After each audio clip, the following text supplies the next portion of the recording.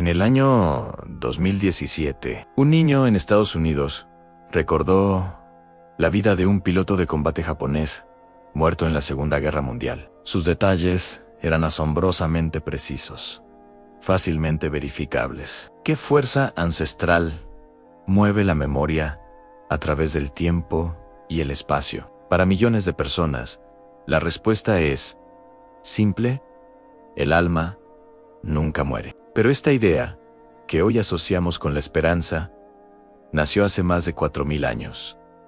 No como una promesa, sino como la explicación más brutal y directa de por qué el mundo es un lugar injusto. Como una simple creencia en el ciclo eterno de la existencia, se convirtió en el motor espiritual de casi la mitad del planeta. Hoy rastreamos la historia de la reencarnación hasta su origen. El río Indo fluye lento, bajo un sol abrasador. En el año 2500 a.C., en las ciudades prehistóricas de Harappa y Mohenjo-Daro, se levantaba una de las civilizaciones más avanzadas de la antigüedad. Sus calles formaban una cuadrícula perfecta, tenían un drenaje subterráneo avanzado y una organización social que desafía lo que sabemos sobre el mundo antiguo. Pero bajo esa organización perfecta, una pregunta corroía el espíritu: ¿por qué existe el sufrimiento? ¿Por qué un niño nace en la riqueza, sano y fuerte, y otro en la más absoluta miseria? El mundo parecía regirse por la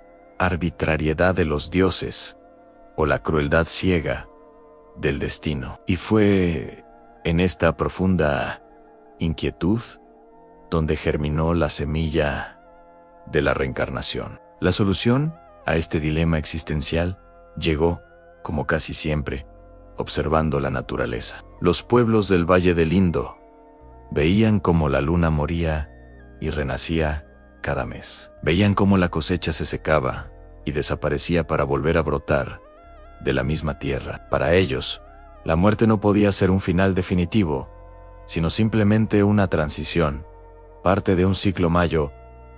Los sabios de la época comenzaron a conceptualizar lo que hoy conocemos como samsara, la rueda eterna de nacimiento, vida, muerte y renacimiento. Se cree que esta idea no fue una revelación divina, sino una respuesta puramente lógica al caos observable del mundo, una especie de ecuación moral. Si tu vida actual es difícil, es la consecuencia inevitable de una vida anterior. Alrededor del año 1200 a.C., la invasión o migración de los pueblos arios trajo consigo una nueva tradición espiritual. A los Vedas, los textos sagrados más antiguos de la humanidad. Inicialmente, los Vedas no hablaban de reencarnación, se enfocaban en rituales complejos para apaciguar a los dioses y en la promesa de un cielo para los ancestros. Sin embargo, la idea del samsara, tan arraigada en la cultura local, se integró lentamente en la nueva tradición, pero con una adición crucial que cambiaría la historia para siempre: el karma, que en sánscrito no significa destino, sino simplemente acción. Cada acto, cada palabra, cada pensamiento crea una fuerza invisible que determina la naturaleza del siguiente renacimiento. Se convirtió en una ley de causalidad cósmica, tan precisa e ineludible como la gravedad. Pero lo que comenzó como una herramienta filosófica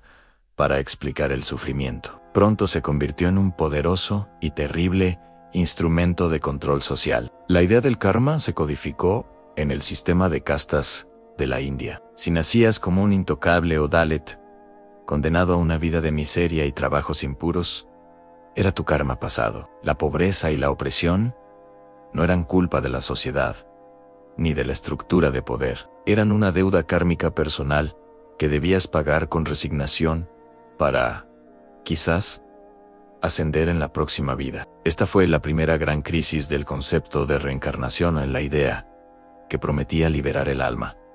Terminó por encadenar brutalmente a los cuerpos, cansados de una visión tan rígida y ritualista. Un movimiento de ascetas y filósofos surgió alrededor del año 800 a.C. Sus reflexiones se recogieron en los Upanishads, textos que buscaban la esencia última de la realidad. Su gran logro fue la distinción clara entre el cuerpo temporal, que sufre y muere, y el alma eterna e indestructible, el Atman. Argumentaban que si el Atman es una chispa de la divinidad universal, el Brahman, ¿por qué sigue atrapado en la dolorosa rueda del sufrimiento? De repente, la meta de la vida ya no era acumular buen karma para un mejor renacimiento. La meta se convirtió en la liberación total. El moksha. El camino hacia el moksha se transformó en el objetivo espiritual supremo. Era la promesa de romper el ciclo para siempre, de fundir el Atman individual con el Brahman universal, como una gota de agua que regresa al océano. El hombre que lo lograba dejaba de existir como un individuo separado para convertirse en la conciencia pura y absoluta del universo. Esta transformación, esta revelación final, elevó la reencarnación de una simple creencia a una ciencia espiritual con reglas estrictas, prácticas de meditación y un premio final casi inimaginable. Pero la pregunta fundamental permanecía en el aire. ¿Cómo se puede detener una rueda que, por definición, ha girado desde el principio de los tiempos y por toda la eternidad? El concepto de karma y samsara, que nació entre el calor del desierto indio, se preparaba para su primera gran transformación radical. Años después, un príncipe de la casta guerrera, un hombre que lo tenía todo, riqueza, poder y una familia, se sintió tan atormentado por el sufrimiento que veía a su alrededor que decidió abandonar su palacio para siempre. Su búsqueda no sería la liberación dentro de los límites del hinduismo, sino la creación de un camino totalmente nuevo. Un camino que desafiaría a los antiguos dioses y prometería la liberación no solo a unos pocos sabios, sino a toda la humanidad. El mundo no volvería a ser el mismo después de la llegada de Siddhartha Gautama. En el año 563 a.C., un príncipe lo dejó todo. En el calor opulento de su palacio, en Kapilavastu, el futuro Buda se enfrentó a los 4 mensajeros, un anciano, un enfermo, un cadáver y una asceta. Fue una confrontación con la verdad del sufrimiento. Si el hinduismo ofrecía una jaula dorada con la promesa de una vida mejor, el príncipe Siddhartha vio solo una trampa.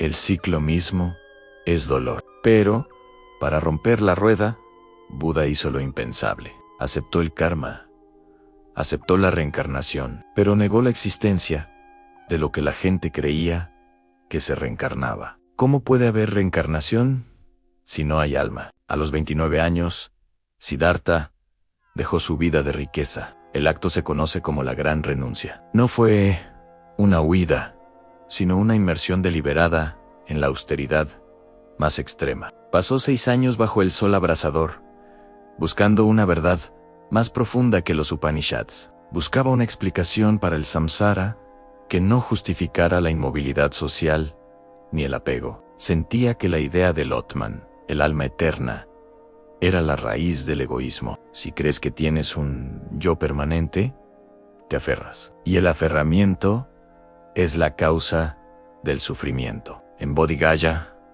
bajo la higuera, Siddhartha encontró su respuesta después de 49 días de meditación. La revelación fue el nirvana, el cese del sufrimiento. Pero, crucialmente, la iluminación vino con la doctrina de Ono-yo. No existe un alma individual y permanente. En cambio, somos una corriente de 5 agregados en forma: sensación, percepción, formaciones mentales y conciencia. Estos agregados están en constante cambio, como el agua de un río. Si no hay alma, ¿qué pasa en el momento de la muerte? Buda usó una poderosa metáfora. Piensen en una vela que enciende a otra vela. ¿Se movió la llama original a la nueva vela? No, pero sí se transfirió la energía o la información que permite que la segunda vela arda. Esto es la reencarnación budista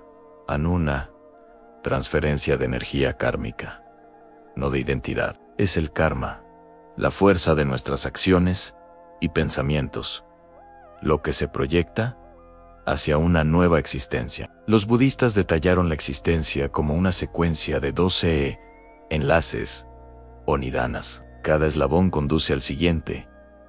La ignorancia lleva a las formaciones kármicas, que llevan a la conciencia, y así sucesivamente, hasta llegar al nacimiento, la vejez y la muerte. Esta cadena explica el samsara como un bucle psicológico y causal, no como la migración de una entidad espiritual. Para romper la cadena, debes cortar el primer eslabón a la ignorancia. El budismo se expandió y, en Tíbet, el concepto de reencarnación alcanzó su mayor logro organizacional. Se desarrolló el sistema de los tulku, o lamas reencarnados. La idea ya no era simplemente un individuo renaciendo por el karma, sino la reaparición consciente de un ser iluminado, un bodhisattva, que elige renacer para ayudar a otros. El ejemplo más famoso es el Dalai Lama, cuya línea se remonta al siglo XIV. Su cuerpo moría, pero su conciencia pura elegía dónde renacer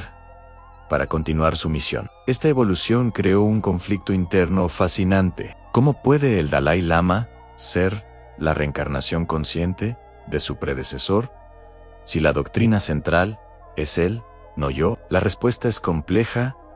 A lo que se transfiere no es un alma como la concibe Occidente, sino una continuidad de la mente, purificada y controlada. Es la memoria de la sabiduría la que vuelve un puente de conciencia sobre el río de los agregados que se disuelven. La identidad personal es una ilusión que el Buda iluminado logra trascender y usar. El budismo había destilado la reencarnación a su forma más pura y desafiantan un ciclo sin dueño, impulsado por la intención. El karma ya no era una ley fría, sino una herramienta para la compasión. Pero mientras la India y el Tíbet refinaban esta idea durante siglos, al otro lado del planeta, otra gran civilización se preparaba para abordar la muerte con un concepto de reencarnación totalmente diferente. Una visión que no buscaba la liberación del ciclo, sino su glorificación. Los misteriosos mayas